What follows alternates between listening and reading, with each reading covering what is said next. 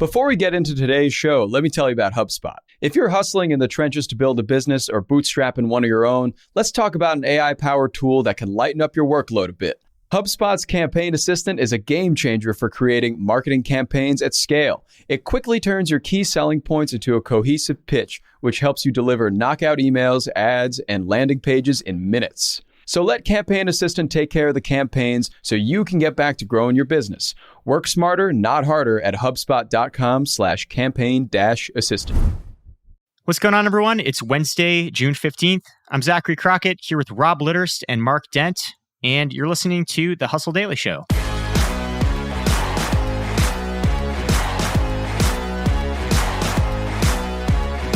Today, we're talking about the New York Times. They're one of the world's most venerable media brands, but they're also pretty savvy on the business side of things. They've been employing a new business strategy which shifts revenue from advertising to ancillary products. We're going to get into that, but first, a couple quick things you should know about what's going on in business and tech. In the last few weeks, the cryptocurrency exchange Coinbase has announced a hiring freeze and rescinded job offers for hundreds of employees. Now, the company's laying off about 1,100 employees. That's about 18% of its workforce. The crypto market has fallen dramatically this week. Over the weekend alone, $200 billion in market cap was wiped out. Bitcoin's at about 22K right now. That's down from a high of 47K earlier this year. And analysts are warning of a so-called crypto winter. So if you're into coins, might be time to buckle down a little. The stock market, unfortunately, isn't faring much better. The S&P officially entered a bear market on Monday, which is when the market is down at least 20% for a prolonged period of time. That's partly due to a very bad inflation outlook report released last week. The enormously popular K-pop band BTS announced that it's going on a hiatus so its members can focus on independent careers. The group grossed about $170 million on the road in 2019. And lastly, Caterpillar, the largest manufacturer of construction equipment in the world, has moved its headquarters from Illinois to Texas. Shares of Caterpillar were down slightly on the news, but then again, so is every other stock right now, so I wouldn't read too much into that.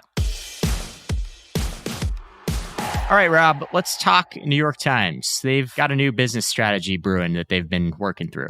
Totally. And this strategy has kind of been underway for a little while now, and just kind of taking a step back and thinking about it from a high level. The transition of media consumption from physical to digital has obviously rocked the world of most publishers, right? And in general, I think publishing has really kind of gotten crushed, and it's really been kind of at the whims of Google and social media giants and other big web players for the last decade. And one media company that's been able to weather the storm is the New York Times. And part of it is because they've been willing to embrace and really move towards this digital strategy. They understand that that's just kind of how people get their news these days. And ultimately, when you think about a subscriber-driven business, newspapers are probably one of the oldest subscription businesses that we have. It's gotten really popular these days. I mean, you have kind of subscription everything now. I think you can get subscription underwear, you can get subscription wine, you can get subscription anything. But newspapers have been doing this forever. And for the longest time, I think the main goal that you would think about if you're a newspaper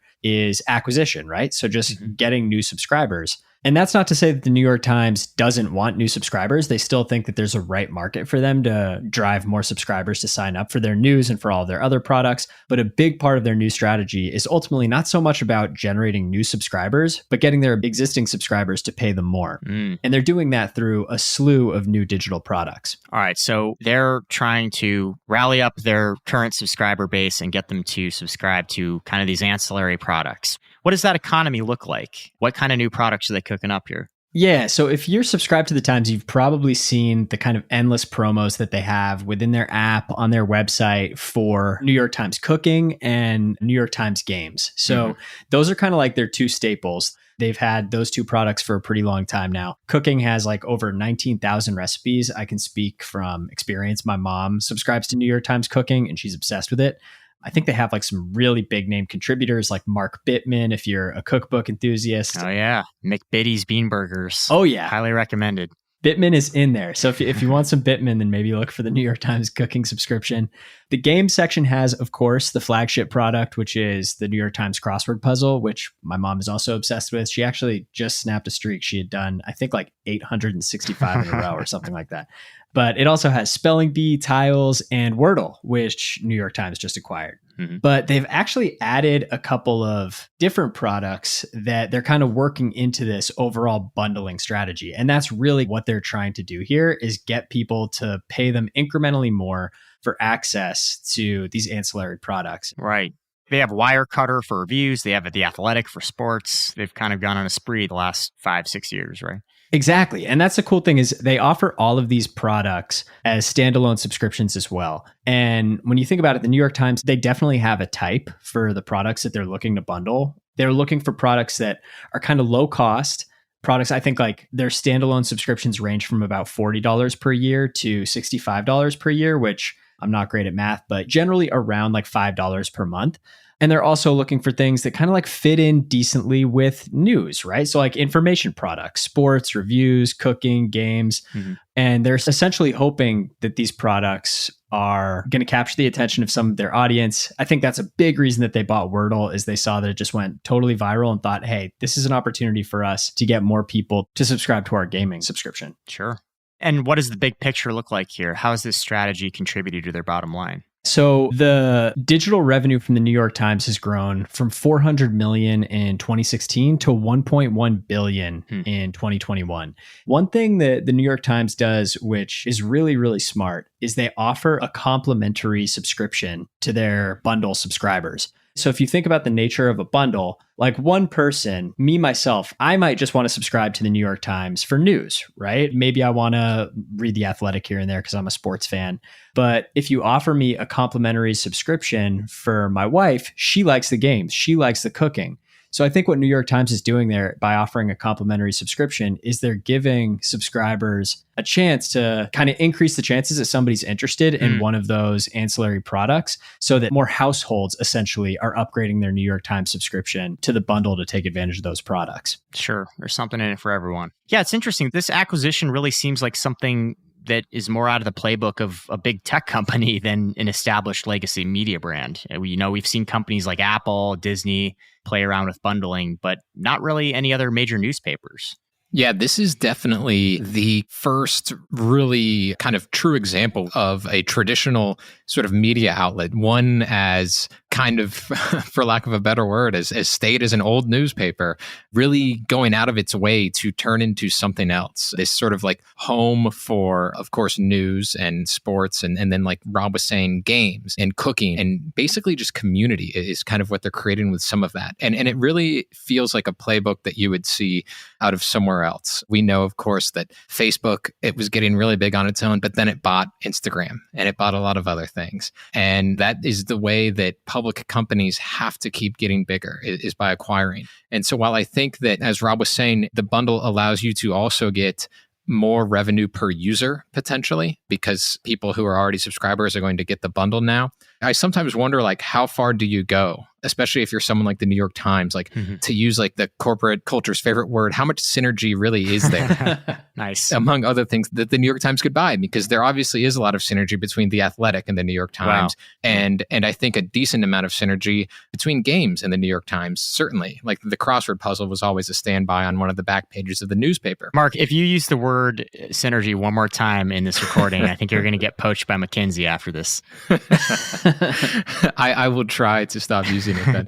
But I just think that there has to be some sort of endpoint to this. It always just kind of makes me wonder, like, what is your next step? You know, they want to have 15 million subscribers sometime in the next few years. And to get there, they're probably going to have to buy something else. And what is like the New York Times? I just wonder what it's going to be, because like at a certain point, not everybody can be a conglomerate. Conglomerates oftentimes fail. And then you start to see odd purchases where companies buy things that they don't really have anything really similar with. And I wonder how much the New York Times can kind of push this strategy and kind of keep it going. Well, Rob, you've written a lot about pricing strategies. Do you have a thought on that?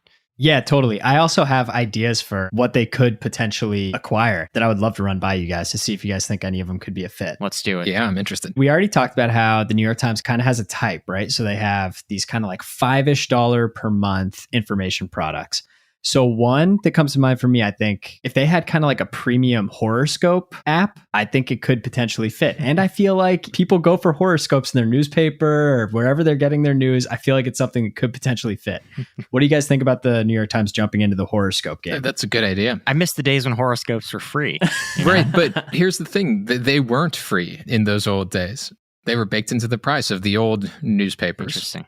Sure. I wanted to get into this, Mark, because you made a point when we were slacking about this, that newspapers are actually the original bundle, which kind of makes this entire conversation a little bit ironic and meta. Right. And we've, of course, seen the great rebundling in a lot of ways. But what's interesting to me is that the New York Times is really the only traditional sort of newspaper media entity trying to rebundle, and I think capable of rebundling, because in the 90s and even into the early 2000s and then all the decades prior to that, local newspapers had like their own monopoly. They had their own bundle, and they had everything there you could want. They could charge a lot of money. And then like all that stuff got unbundled. And now the New York Times is this lone behemoth out there that is capable of rebundling. And the bundle is really probably the best way to be profitable. And in some ways, perhaps the only way to have a really big, robust news enterprise and turn a profit. As we know, places like BuzzFeed aren't doing that well. Vice has fallen on very hard times. Local newspapers, as we all know, for the last couple of decades have been dealing with very hard times. And the New York Times kind of stands out as like this, I think, lone entity in its ability to do this. Reading a hard copy of a newspaper as a kid, I never really thought of a newspaper as a bundle in the sense that we think about a bundle today. But it really was. You have the comics section, you have your entertainment, you have the crossword puzzle, you have games, you have news, opinion columns, cartoons, all in the same space. And advice columns, which, Rob, what do you think of that as another good premium add-on? New York Times getting more into that. Love that. Absolutely love that idea. Advice, horoscopes. One thing I was going to mention too is the New York Times isn't alone with kind of going into bundling. And I feel like wherever you look, the companies that are doing bundling the best, their prospects are really, really good in their respective spaces. So like a couple that I was thinking about in relation to the New York Times, Apple recently launched this Apple One bundle that includes Apple Music, cloud storage. It includes their games offering, Apple TV Plus, Apple News Plus, and Apple Fitness. And they're kind of doing something similar to the New York Times, where they're allowing you to do like a family bundle subscription. So you can kind of share all of these services across your family. I literally didn't even know that I had access to that stuff, but got a notification one day because my mom signed up for it. And so now my entire family has it. It's crazy.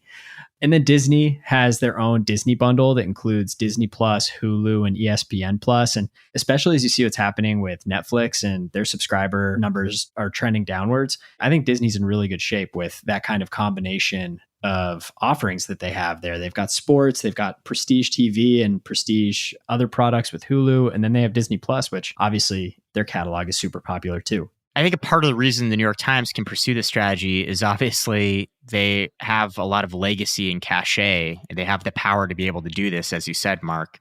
And it just is a reality that cachet has also allowed them to overtake the broader newspaper market in many markets too. They have. It's pretty wild when you look at the number of subscribers that some other media outlets have as compared to the New York Times, which is nearing around 10 million. The Washington Post, which is a big deal and has been their prime rival, has around 3 million digital subscribers, although that's from a little over a year ago, so that number's most certainly gone up. The Wall Street Journal has just under 3 million digital subscribers.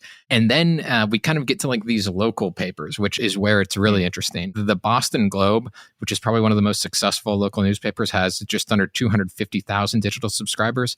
This is where, to me, it gets nuts. According to the Columbia Journalism Review, there are more subscribers to the New York Times in California than there are subscribers to the San Francisco Chronicle and the Los Angeles Times. Wow. And it's the same within Seattle. There's more NYT subscribers than Seattle Times subscribers. Same within Dallas, with the Dallas Morning News. And there's, I think, two parts to this. One is not so much businessy, but more just the way things are going in our country, which is that like all news has become national.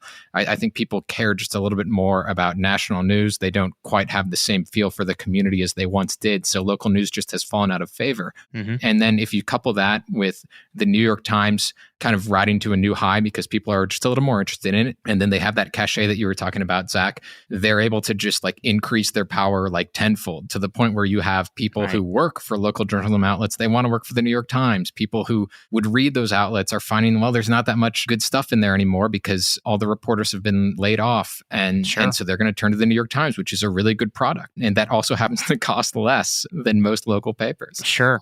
Well, I think those are two great points, but a third point is maybe, as you mentioned, price sensitivity. Obviously we're in the age of digital news where we have so much free content at our fingertips and people don't want to pay $50, $60, $100 a year for a newspaper.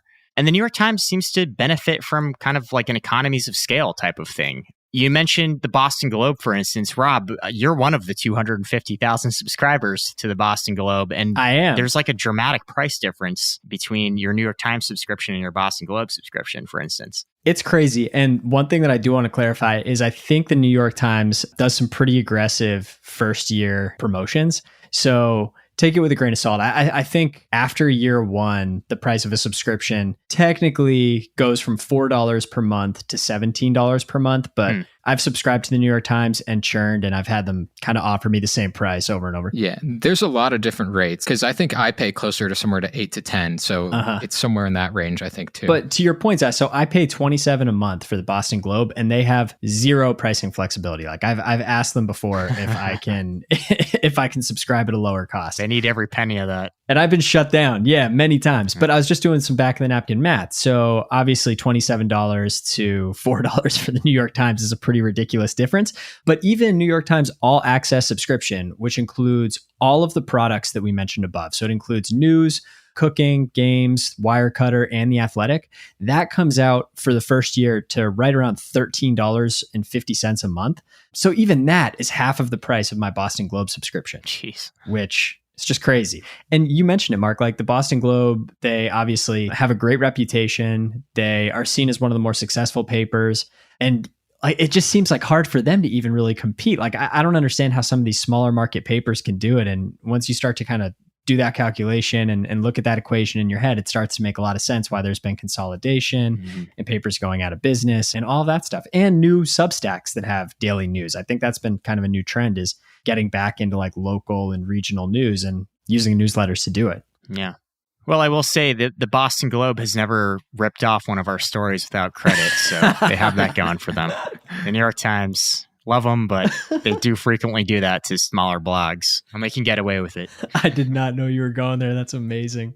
So, Rob, you've done a lot of research in the pricing strategy space. I'm curious, when all this is taken into context, do you think that users are getting a good deal with these types of bundles? Yeah, so the standalone subscriptions for New York Times products, which includes the 5 that we've been talking about, news, cooking, games, Wirecutter, and The Athletic, on their own, if you added them all up, it would come out to about $250 per year. And if you sign up for their all access subscription, which is the bundle, you get it for $163 for the first year. So that's just about a 35% discount. I think, especially when you add the fact that you can add a subscriber to that as well, and you think about the odds that within a group of 2 people, the chances that somebody's interested in one of those ancillary products doubles.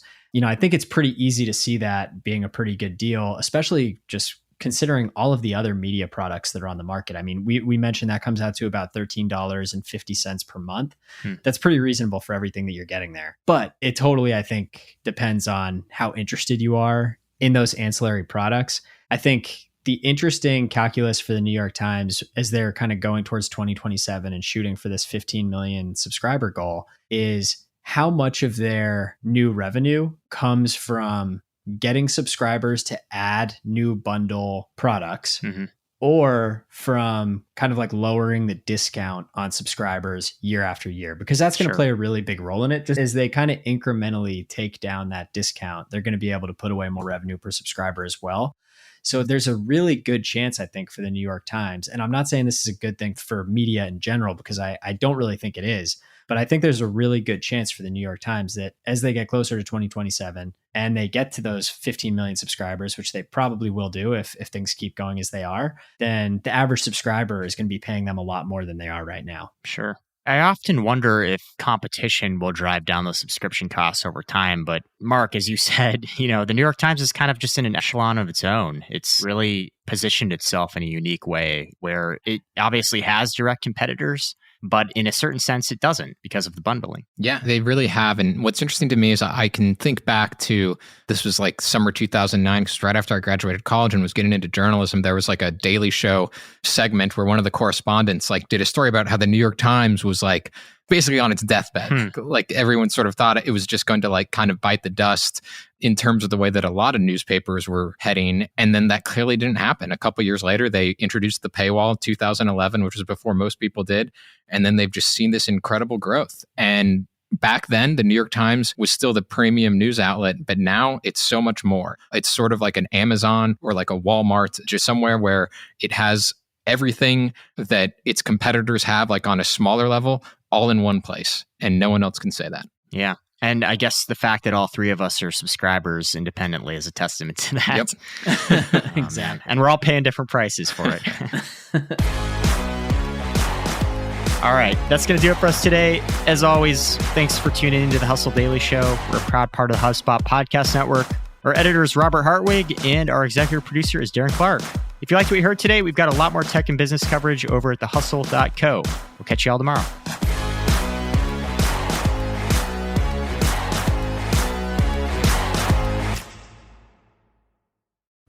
Hey guys, if you listen to the Hustle Daily Show on Google Podcasts, we want to let you know that the option will no longer be available pretty soon. Google is sunsetting its podcast app sometime in early 2024 in favor of YouTube Music, and we want to give you a heads up before it's too late, since that time's almost here. The Hustle Daily Show is available everywhere and anywhere that you listen to podcasts, like Apple Podcasts and Spotify. If you're using YouTube Music, we are there as well. If you're an Android fan, there are plenty of apps like Overcast, Pocket Casts, Player FM, and more. So just search for us wherever you decide to listen to your favorite podcasts.